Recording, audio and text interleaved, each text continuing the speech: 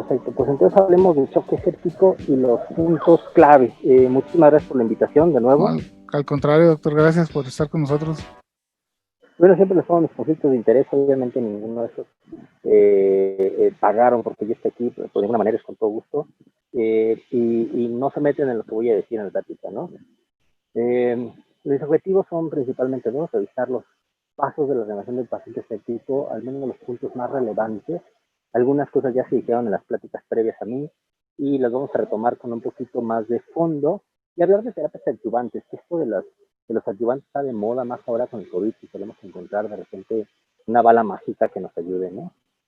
Hacerse en el mundo, publicamos este trabajo en el JAMA a principios del año, tiene una mortalidad entre 20 y 60%, eso ya lo sabemos, y eso es dentro de las terapias intensivas, que serían el lugar ideal para estos pacientes. Pero sabemos que no es la realidad mexicana y que muchos de nuestros pacientes estarán en el servicio de urgencias desde su ingreso hasta su egreso, sea por mejoría o sea por refunción, ¿no? Y esto es muy importante, ya hablaremos más de México. En el estudio Renace, que hicimos hace ya algunos años, que se ha publicado este invierno en México, vemos que cerca del 12% de los pacientes que llegan a urgencias tienen sepsis y hasta casi el 10% tienen choque séptico. Es un número muy importante porque si ustedes ven un servicio de urgencias polivalente como en cualquiera de nosotros trabaja, veremos que ni siquiera el infarto o el evento vascular cerebral o una patología única ocupa más del 10% de los ingresos al servicio, si no son mixtos. Sabemos cuáles son los factores de riesgo de la población mexicana: diabetes, insuficiencia cardíaca, respiratoria y hepática son algunas de las más importantes. Y ya sabemos cómo se define sepsis, en esto no voy a ahondar, ¿no? Sin infección orgánica por la respuesta desproporcionada del cuerpo ante una infección. Y operativamente tenemos que tener en cuenta siempre que se diagnostica de esta forma: una infección probable o demostrada, es decir, que tengamos clínica o clínica más positivos, más que una falla orgánica o agudización de la escala de SOFA, es igual a sepsis. Y digo SOFA, y ahorita vamos a tocar ese tema del SOFA, que no es la escala más precisa, pero que es el estándar para el diagnóstico de sepsis hoy por hoy. Y choque séptico, que el estudio original de Shankar-Hari, el 2016, nos dio 6 grupos diferentes. Al grupo 1 le nombraron choque séptico al paciente que está hipotenso después de líquidos, que requiere vasopresor y que tiene hiperlactatemia arriba de 2. Pero hay otros grupos, como este segundo grupo y este cuarto grupo, que también tienen una mortalidad aumentada importante, que no hay que descuidarlos. Por ejemplo, el grupo 4 es el paciente que le pusimos líquidos y ya no está hipotenso, que no requiere vasopresor, pero que tiene hiperlactatemia no explicada por otras causas. Y por eso en el servicio de urgencias es muy importante contar con lactato, porque son esos pacientes que pueden tener un choque oculto, que no tengan manifestaciones clínicas macrohemodinámicas, pero que sí tienen repercusión celular, ¿no? Hace unos minutos hablaban sobre el SOFA, el Quick SOFA y esto. Vean, a mí me gusta muchísimo este estudio y cómo utilizaron el Quick SOFA como un método para realizar un tamizaje. El Quick SOFA no es, claro, no es una escala de diagnóstico, es una escala de alerta, es una semaforización que nos sirve para detonar nuestras alarmas. Y esta enfermera, fíjense bien, fue una enfermera en Reino Unido. Allá las enfermeras hacen el triage, no como acá que los médicos están en el triage, en el filtro. Ella decidió dejar de utilizar respuestas inflamatorias sistémicas en los pacientes del triage. ¿Por qué? Porque ya llega el paciente, lo ven, dicen, parece una infección, le tomo laboratorios, me espero a los laboratorios y después decido qué le hago. Y el tiempo promedio, que es lo que nos pone esta gráfica, puerta antibiótico, que es una de las piedras angulares del manejo de la sepsis séptico, fue de 105 minutos. Cuando esta enfermera empezó a trastear antes de los laboratorios con solo Quick SOFA, que ya sabemos que son frecuencia respiratoria arriba de 22, sistólica abajo de 100 y confusión catalogado como 13 o menos puntos de Glasgow, cualquiera de esos que tuviera 2 de 3, entonces ya tenía un Quick SOFA positivo y el paciente era pasado de inmediato a observación y el tiempo bajó de 105 minutos a un promedio de 71 minutos. Es decir, disminuyó más de media hora el tiempo de administración de antibiótico y metió a los pacientes en meta. SOFA, ya lo decían hace unos minutos, es una escala muy buena, pero no es una escala perfecta, es una escala perfectible. A mí no me gusta esto de pensar de las SAFI. Si tienes la saturación arterial es porque tienes una gasometría y entonces debes de tener la presión arterial en la misma gasometría, sino que gasometría basura estás tomando. Y entonces La SASI no es un buen subrogado de la paz. En el rubro cardiovascular es muy importante decir que por ejemplo, dobutamina y dopamina están en desuso en muchos lugares como fármaco de primera elección. Entonces, es probable que debamos de darle menos puntos a los pacientes que tienen NORE, es decir, lo más normalito, 3 puntos a los que tienen NORE vaso, por ejemplo, o norepinefrina, y 4 puntos a los que tienen NORE vasopresina más un inotrópico, como dobutamina, ¿no? Entonces, aquí probablemente se tenga que reclasificar este asunto, ¿no? De la falla hepática, las bilirrubinas pueden no ser el marcador más importante. Yo ¿Se me iría puede salir, por favor? Sofa dice bilirrubinas, pero yo no estoy de acuerdo con eso. Creemos que los tiempos de población pueden ser un mejor marcador. Y obviamente no nos vamos a esperar a que haga flujos urinarios en 24 horas, como dice el Sofa. No vamos a ver cuánto orina en un día, si orina menos de 200 minutos al día, tiene 4 puntos de Sofa. Pues obvio no, estamos en servicio de urgencias, no en medicina interna, ¿no? El Sofa no es perfecto, pero es perfectible la escala. Hablaban de otras news. News también me gusta, pero me gusta para el código sepsis intrahospitalario de hospitalización de piso. ¿Por qué? Porque news no está calibrado para los servicios de urgencia. News está hecho para servicios predominantemente quirúrgicos y tener que el personal de enfermería pueda detonar una alarma de cuando un paciente en piso de cirugía puede ser reanimado por un equipo de código sepsis. Por eso News no es la mejor opción, ¿no? Pero no deja de ser buena, como ya lo mencionaron en la plática anterior. A mí me gusta para el servicio de urgencias, ¿sí? Que además fue hecho en servicios de urgencias, está calibrado en servicios de urgencias. Si ustedes ven la área bajo la curva es bastante buena. Y son datos clínicos, como un interrogatorio sobre inmunosupresión del paciente, hipotensión, hipotermia, hipoxemia por una saturación de pulsimetría, no requiere una gasometría, bajo hematocrito, bajo 38%, hiperlactatemia RA 2.4. Si la causa de la sepsis es una neumonía, le da más puntos. Si tiene pH bajo 7.35, le da más puntos. Y eso se correlaciona con la mortalidad. Dícese del SPID que todos los pacientes que tengan 4 puntos o más deben de ser hospitalizados, no pueden requerir manejo ambulatorio, y todos los pacientes que tengan más de 7 puntos requieren ingreso a una terapia intensiva. Entonces ustedes llegan con los intensivistas que dicen, oiga, doctor, fíjese que ya tengo un paciente que tiene una neumonía con choque séptico, obviamente pulmonar, ya lo estoy reanimando, y tiene un SPID de 9 puntos, tiene que querer ingreso a terapia intensiva, ahí le dejo la interconsulta, a ver usted a qué hora lo quiere subir, ¿no? Esa sería la manera en que tendríamos que convencer, por decirlo de alguna manera, o presentar la interconsulta a este paciente, basado en la evidencia del pronóstico de una escala hecha para urgencia. Por eso me gusta mucho tamizar con SPID a los pacientes, ¿no? Una vez tamizado y detectado al paciente, lo que tenemos que hacer es pensar en el control del síndrome infeccioso. Y controlar el síndrome infeccioso requiere dos cosas. Uno, el antimicrobiano, y dos, el control quirúrgico cuando eso es necesario. Y el control quirúrgico de la sepsis es una emergencia. Cuando los pacientes tardan más de 6 horas en ser resueltos de un apéndice, un empiema, un pie diabético que se está necrosando e infectado claramente, empieza a incrementar la mortalidad de forma exponencial. Entonces es muy importante que los que trabajamos en hospitales, particularmente en los públicos, donde a veces sufrimos de esta condición que se llama insuficiencia crónica de tiempo quirúrgico, presionemos para que los que creamos las políticas, para los que lideramos un servicio, para los que son jefes allá en sus hospitales, sepan que esto debe ser tratado tan velozmente como un código stroke o como un código infarto, como un código cardíaco, ¿no? Se requiere tener disponibilidad de quirófano constantemente para movilizar a estos pacientes. Y por supuesto, sin dejar de lado que el paciente requiere lo que llamamos aproximación microbiológica, es decir, cultivo. ¿Qué encontramos nosotros en el estudio RENACE? Menos del 30% de los pacientes del servicio de urgencias con choque séptico tienen cultivos. Y me refiero a cultivos dirigidos. Si tienen neumonía, una expectoración, si tienen una fiebre, hemocultivo, si tienen funcionario cultivo. Entonces es muy importante que el servicio de urgencias tome los cultivos necesarios. Yo sé que esto en horas, por ejemplo, en la noche, no es tan factible, pero hay que crear de nuevo la costumbre, la solicitud, particularmente los pacientes que atendemos en la mañana y en la tarde, ¿no? Los antibióticos, ya sabemos que el antibiótico es muy importante, en esto no voy a redundar mucho, hay que ponerlo de preferencia en la primera hora. Esta gráfica del doctor Ferrer y el doctor Kumar son clásicas. Por cada hora va a bajar, que pasa la sobrevida de los pacientes va disminuyendo de forma drástica, y hay que pensar siempre en las 4D de los antibióticos. ¿Cuál droga, cuál dosis, cuál duración y cómo la voy a desescalar?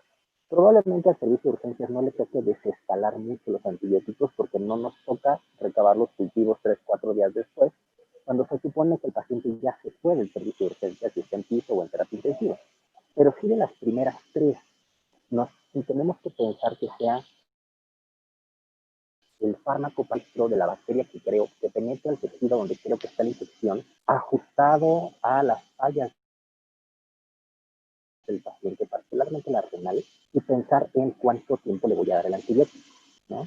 Hay cosas que requieren ajustes de antibiótico muy particulares en los pacientes críticos por choque séptico, como por ejemplo los derrames, la citis, la mediastinitis, que pueden requerir aumentar la dosis, y hay algunas cosas que varían la depuración de los fármacos, por ejemplo el uso de drogas, el paciente que está quemado, el paciente que está hiperdinámico, que no perfunde igual, los pacientes que tienen hipoalbuminemia, por ejemplo, la albúmina es un transportador de antibióticos y esta podría ser una de las pocas indicaciones de albúmina exógena en los pacientes, ¿no? De igual manera hay cosas que nos hacen pensar en disminuir la dosis, como la función renal, la terapia en reemplazo renal y otras alteraciones como las hepáticas y la polifarmacia. ¿Qué debemos de hacer? Debemos de pensar en nuestra epidemiología local. Y aquí yo les invito a que un día en la mañana vayan y pateen la puerta del epidemiólogo del hospital y que les diga cuáles son los gérmenes más comúnmente aislados en su servicio, de qué tipo de muestra, y entonces yo puedo decir, mira, del 100% de mis expectoraciones, resulta que tantas veces sale un estafilococo, tantas veces sale un estreptococo, tantas veces una pseudomonas, tantas veces un lo que sea. Y entonces yo ya sé que cuando llegue una nueva neumonía, yo tengo que pensar en cubrir esos patógenos que normalmente estoy tratando. Este es nuestro cuadro epidemiológico que nos permite además saber las resistencias y la actualizamos cada 3 meses a través del equipo de la unidad de vigilancia epidemiológica que se supone que todo hospital debe tener integrado. Entonces vayan y pidan estas gráficas y adáptenlas a su servicio. Y los que son residentes, cuando se vayan a otro hospital a ya ser adscritos, pídanla en el hospital cuando ustedes lleguen. Cuando no tenemos estas tablas, podemos utilizar algunos métodos de manejo antimicrobiano por familia y por patógeno más común. Entonces, por ejemplo, si yo estoy pensando en un paciente alcohólico que tiene una neumonía, que la neumonía es apical, inmediatamente a mi cabeza viene la Klebsiella. La Klebsiella es aerófila, se va a las ápices de los pulmones, y la ingesta crónica de alcohol favorece la infección por Klebsiella, neumonía de la comunidad. Y entonces yo me voy a mi tablita y digo, mira, Klebsiella, pues tengo estos antibióticos en esta columna que le puedo poner de menor espectro a mayor espectro, de menor, por así llamarlo, potencia a mayor potencia, y así puedo decidir. No se vale que llegue un paciente al servicio de urgencias con una neumonía y yo le pongo mero banco. Me parece ilógico. Lo más común es que le requiera una cefalosporina o una quinolona y con eso está más que suficiente, ¿no? Hablábamos de líquidos, hablaban de líquidos en las presentaciones anteriores y eso es muy, muy importante. Evaluar la respuesta a volumen es algo que se debe de hacer en los servicios de urgencia. En el consenso latinoamericano que publicamos el año pasado en la revista de Emergencias de España, en marzo, los invito a leerlo, de verdad, bájenlo, son 10 puntos claves para el manejo de la sepsis. Hablamos mucho sobre la importancia de la sobrecarga hídrica de los pacientes.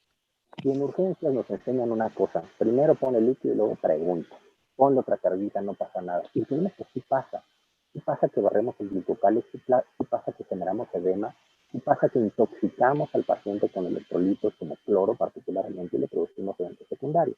Es muy importante que los urgenciólogos aprendamos a evaluar la reanimación hídrica mesurada. Y digo mesurada es medida en función a la respuesta a volumen. ¿Cómo? Podemos poner una línea arterial y medir la DPP, que la línea arterial es el cuadro básico del IMSS, así que no debería de haber excusa. Podemos hacer ultrasonido, yo sé que muchos de nosotros somos ultrasonido lovers, y podemos medir la vena cava, por ejemplo. Tal vez no es el mejor método para evaluar respuesta a volumen, pero estoy seguro que es mejor que la PVC. O evaluar el pulmón, por ejemplo, ¿no? Las líneas B pulmonares que nos hablan de sobrecarga hídrica. Y por supuesto, no sigan esa recomendación de las guías de 30 minutos o en 3 horas. Eso tiende a encarcar pacientes. La evidencia está ahí. Métodos para evaluar respuesta a volumen son un montón y es tema de verdad de otra discusión larga. Estamos por ahí preparando una serie de artículos en la revista de la sociedad para que los tengan a la mano, los puedan revisar, los puedan discutir. Y existen muchos métodos. Nosotros descubrimos en un estudio que se hizo en México en Renace, que vean, los pacientes que tenían menos líquido, 10 mililitros por kilo en las primeras 3 horas, fueron los sobrevivientes, contra los pacientes que tuvieron 17 mililitros por kilo, que fueron los no sobrevivientes, con una P significativa. Y vean en la gráfica de su derecha que conforme tenían más líquido, la mortalidad iba incrementando de forma significativa. Entonces, más líquidos en los pacientes no necesariamente es mejorar el gasto cardíaco, a veces eso induce más falla cardíaca. El tipo de líquido, este bellísimo artículo de la doctora Merino, que está ahí en la revista de Educación e Investigación en Emergencias. Vean, los pacientes con sepsis, menos lesión renal aguda, menos necesidad de terapia de reemplazo renal, menos acidosis hiperclorémica y mejor desenlace con una disminución de la mortalidad en favor de la solución balanceada, es decir, no a la salina al 0.9%. Esto muchos ya lo saben, pero siempre es importante recordar que la salina puede ser una enemiga, aunque es el cristaloide de elección en muchos casos. Vasopresor eficiente. No me importa qué vasopresor le pongan, pero pónganselo temprano. A muchos de la vieja escuela nos enseñaron esto de primero llénale el tanque y luego apriétale la manguera. Es decir, ponle el líquido hasta el tope y luego ya pone el vasopresor. Y no es cierto, el vasopresor puede ir al mismo tiempo que los líquidos. Puede ir, de hecho, desde la primera hora. Vean aquí este estudio bellísimo, el CUCAT, donde demuestran que los pacientes que reciben vasopresor en la primera hora o primeras 2 horas disminuyeron la mortalidad de forma significativa. Y que conforme van aumentando las horas, el riesgo de morirse iba incrementándose 2, 3, hasta 6 veces más. Entonces piensen en el vasopresor temprano. Si no tienen NORE, usen epinefrina, usen adrenalina solita, emisión, usen la vasopresina o inicien un inotrópico temprano si llegan a quedar sin vasopresores, ¿no? Aquí está de nuevo otra gráfica del CAT, donde ven cómo aumenta la mortalidad conforme pasa el tiempo de espera del vasopresor, ¿no? Y esteroides, es una controversia muy larga sobre sepsis. Yo sé que en COVID ya hay estudios muy serios de dexametasona, pero en general en sepsis séptico no COVID, vean hidrocortisona contra placebo, no hay ninguna diferencia y no hay diferencia en ninguna población. Vean ahí hombres, mujeres, por el tipo de patología, por la dosis de vasopresor, por la patch, etcétera, ¿no? En este metaanálisis de Cochrane, publicado en Critical Care con la metodología Cochrane, vean cómo todos contra placebo, con la bola azul grandota, ninguno muestra diferencia significativa en la tabla de metaanálisis. Por ahí salió esta cosa que le llaman el cóctel Marit, que no es que lo odie, pero tampoco es que me guste mucho. Hidrocortisona, vitamina C, tiamina y otras cosas para el paciente. Y ahora le incluyeron vitamina D, creo, en la nueva versión.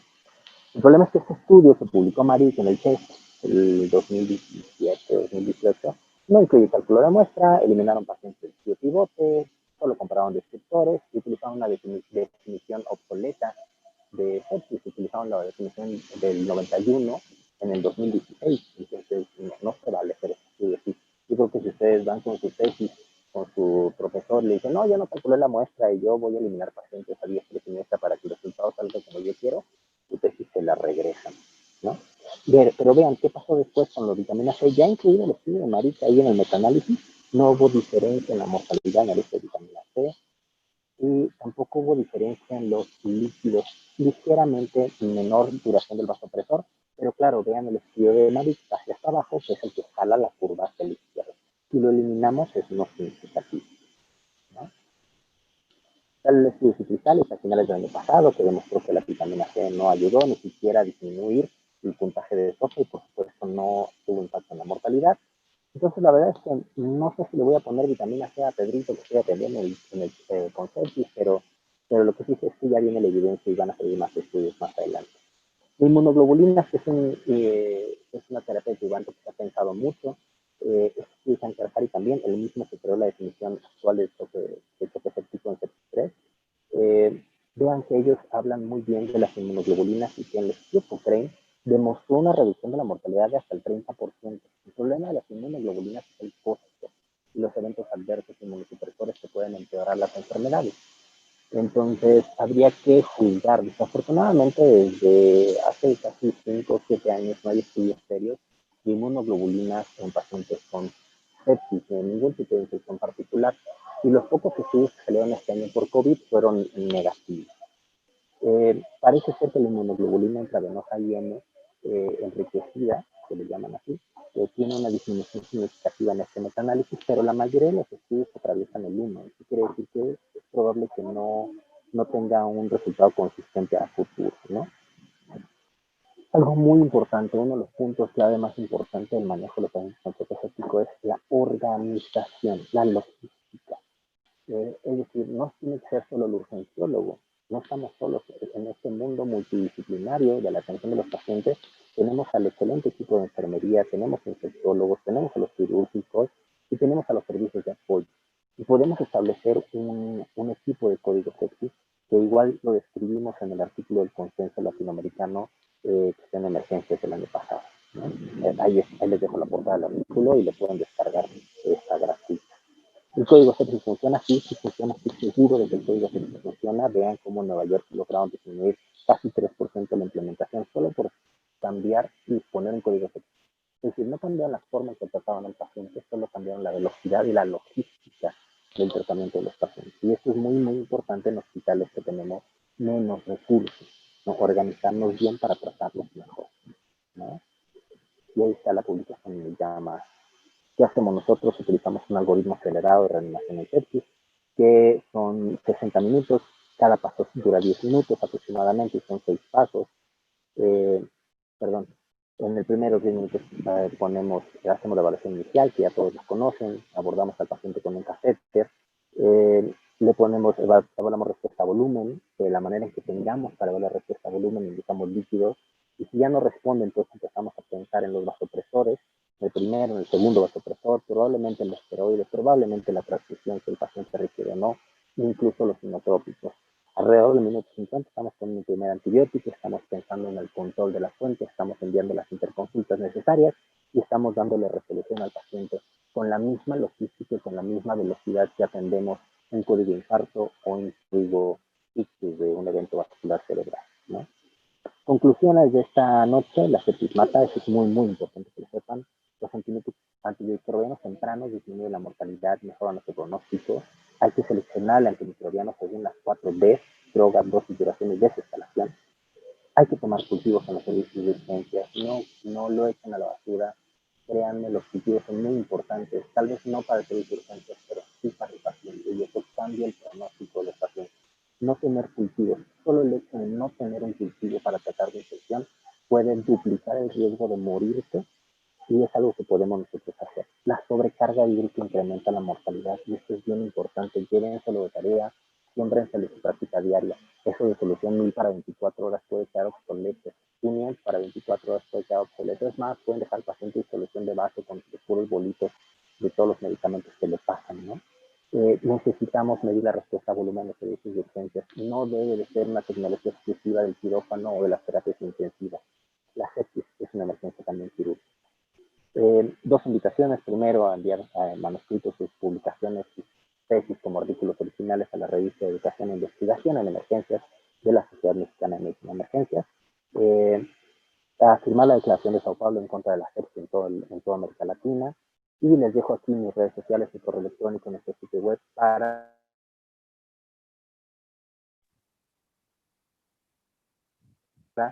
compartir información, compartir dudas. Estoy a espera.